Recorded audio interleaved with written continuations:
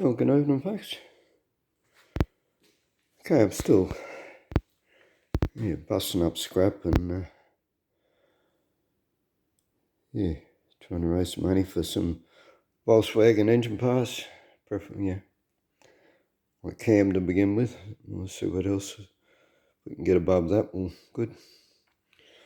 Okay, I just wanted to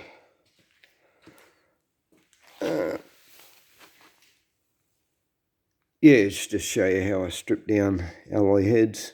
I haven't done one of those for quite a while. Basically, the price of the alloy just hasn't been worth it. I mean, last time I scrapped alloy, I only got 90 cents a kilo, and it was,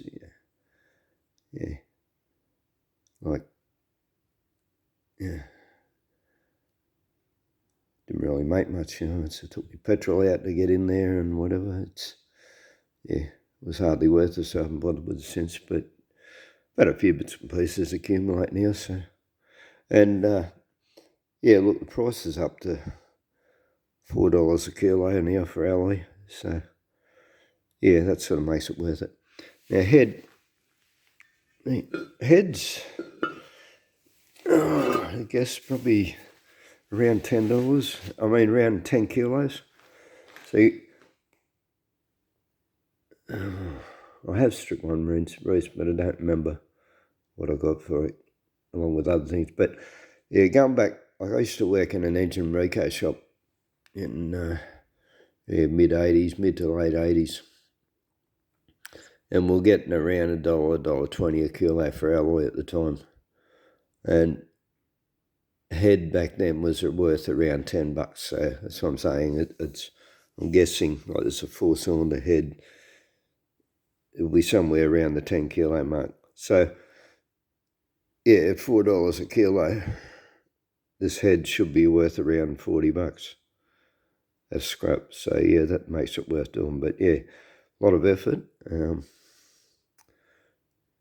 Most things you do in scrap take a lot of effort. As I said, it's something you do if you, it's the only means you've got of getting a bit of extra cash, But,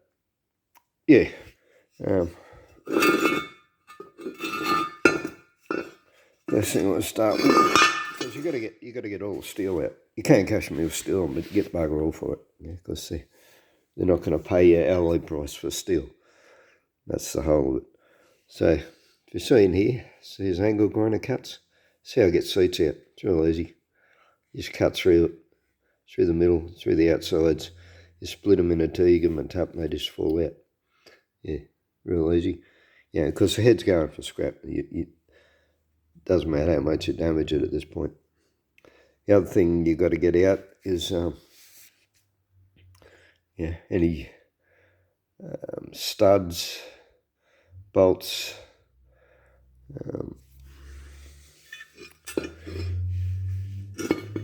Usually I try and keep studs. If there's a bit of the shank sticking out, well, I'll stick a pair of vice grips onto that. If there isn't any shank, if there's only thread, well, then I'll put 2 nuts together, tighten them up, and use them to unwind it.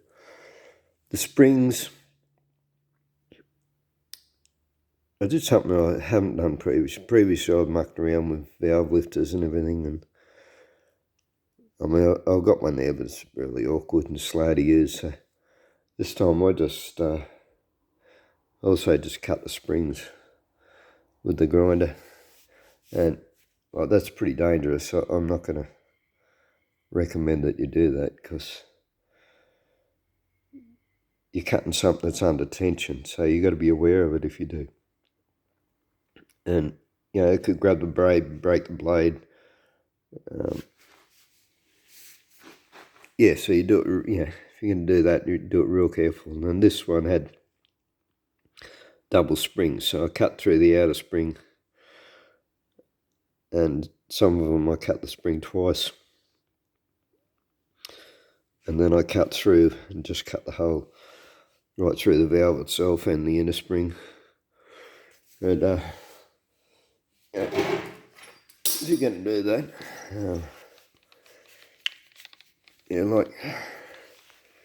take note of where it's going, hide behind the guard and the machine, okay?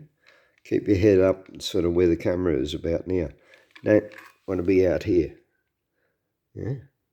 Just if it does jam and it breaks the blade, that's why it's going to fly off. It's not going to fly out, yeah, behind, it probably still could, but yeah, you just keep your head behind it.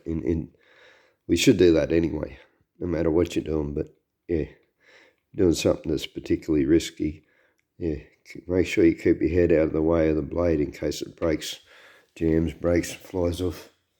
Okay. Under there's 2 washers. Used a magnet.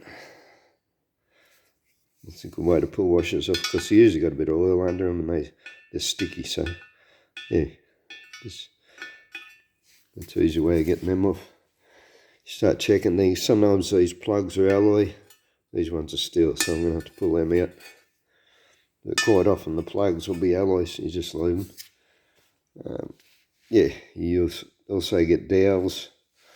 It's another one for the vice grips. Yeah, grip the vice grips on there and twist them backwards and forwards whilst pulling it up. They come out fairly easy, most of the time anyway.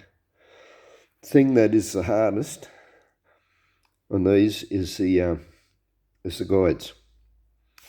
And this one, yeah, this is particularly hard. Yeah, this is most of the heads I've done in the past, they've come out easy on this. I'm belting the shit out of this. And yeah, but what you need to do, where's the tool? See, I've had to, it's a punch, but you need something inside the guide so that it doesn't crack, split, burr. So once you burr it over, it becomes really hard to get out. So, but yeah, I've had to grind that down, and because it was a bit too wide to actually fit through the shank itself. So it's got to be able to fit through the alloy after you knock it out. So yeah, so I've used the poor man's lathe. It's my old Makita hammer drill. Look at this. Oh, jeez. And I don't use it that time. This has got so much torque. Seriously, if it, like, I had to put a handle on this. Where's the handle's gone here? Down here. And, yeah, made up the thing out of a U-clamp, U-bolt. And it's on this side. Yeah, screwed a handle on this because if you're drilling something with this drill and it jams, it'll just rip out of your hand. You know, this is probably the 3rd cord that's been on it because it's just wrapped around and busted the cord, pulled it out the wall. Yeah, yeah, really strong drill, these old Makitas. But anyway, yeah, not that great as a hammer drill, but I mean, gets your boy.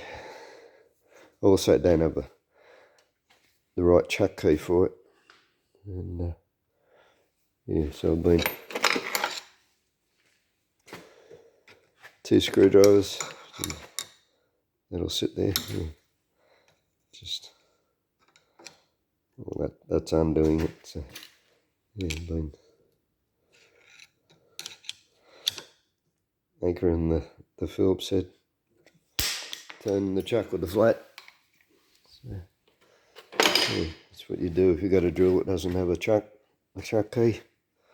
And yeah, just use the angle grinder because it's spinning this way. So I put the grinder going down on this side. Always run it, against the way it's turning, and and finish it off with the foil.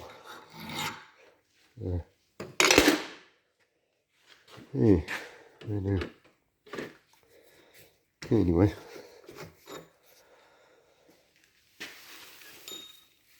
Yeah, a lot of hard work. I've got about 3 to go, and they come out from the inside. These ones are actually got circlips in them to stop them falling out, but yeah, the circlips are down in the thing, so you can't get the circlip out if you wanted them, knock them out the other way anyway. But yeah, it's usually from the thing. Pity they're not straight up and down actually, because yeah, that's bent too. Bent that from whacking it so hard. Yeah, it's yeah, a bit late at night for this much noise now, so yeah, I'll finish that off tomorrow. I got 3 to go, I think. 3 to go, 2 to go, 2 to go. Yeah. But yeah, that's what you do. The other thing, yeah, get any silicon off, yeah, these bits of gasket. Use a blade scraper, wood chisel. Yeah, of course you're not using it too, you don't have to worry about gouging it, just get the shit off, you know. See, what you got to think of is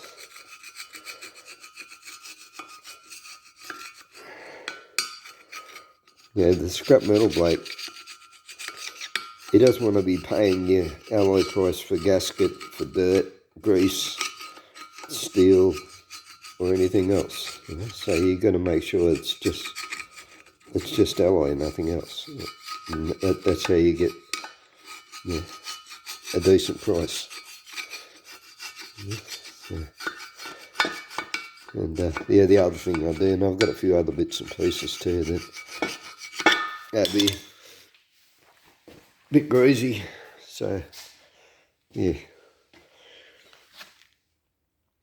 I'll give them a quick scrub tomorrow. Yeah, I'm going to just brush a bit of petrol over hose. Not going to go to any great trouble, but yeah, I don't want any bulk of it on there, because they'll look at that and they'll think, because grease and dirt's got weight in it, and they'll look at that and then they'll try and, or they'll subtract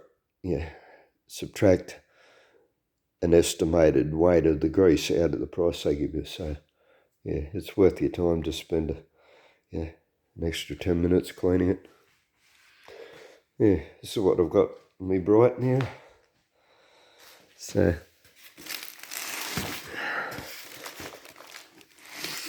I can barely pick that up with one hand, so yeah, guessing it's based on a bag of cement's about 25, so I'm a bit under that, so I'll bring a 15, 20, so yeah, current price $15, so what's that? I don't know, too late I think. I'll be over $200 anyway, just in that box, so yeah, and yeah, bits of copper pipe. I've got a few more bits to add to that yet, and there's the dark copper. I was throwing that in there with it, dark copper wire, because that's the same price. Actually, this is actually brass. I should try that in with the brass. This mesh, it's a bit of old metal fly mesh. It's brass. This is my box of brass. This is pretty heavy. Yeah, there'd be 20 kilo in there as well. Brass, just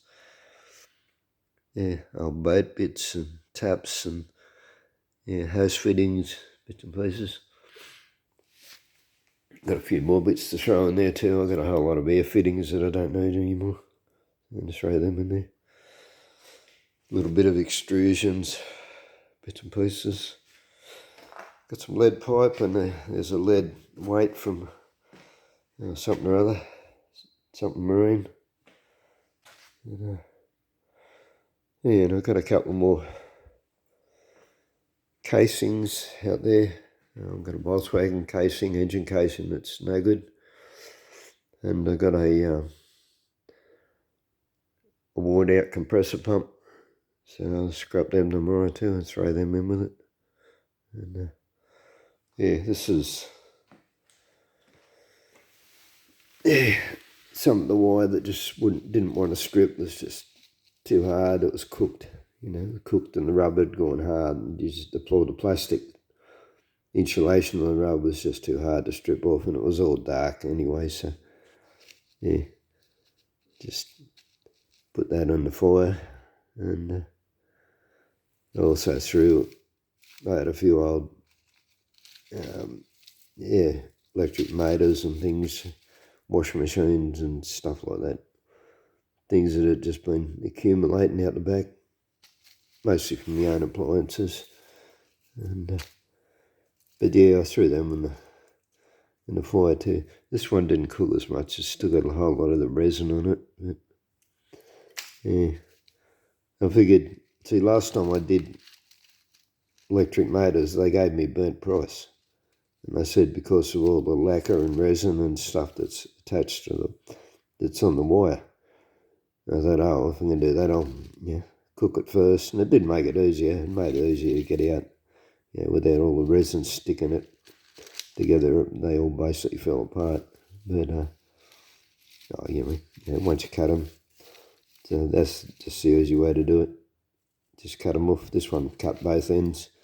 And then I actually had to punch the bits out that went through the steel piece. But most of them, you just cut one side. They just pull out. So that's what all this. But yeah, a little bit more. You don't get a lot for burnt.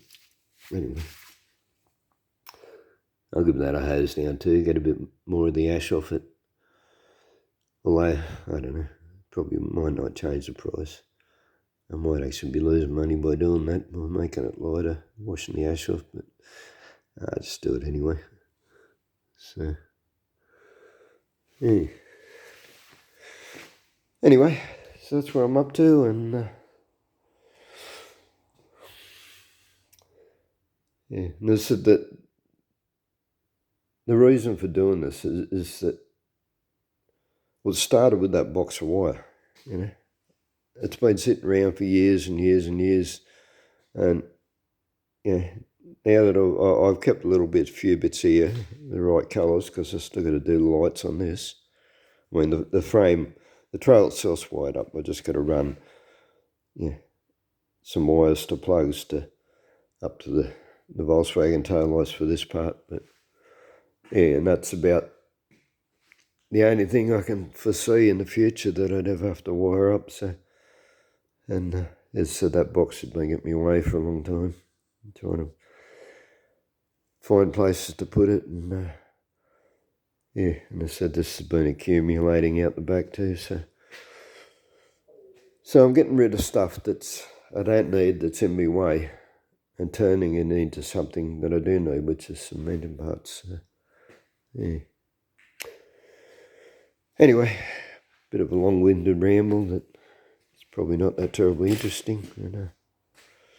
And, anyway, just wanted to show you what's involved, basically, in stripping a head down. And there are ways you can make it easier for yourself, but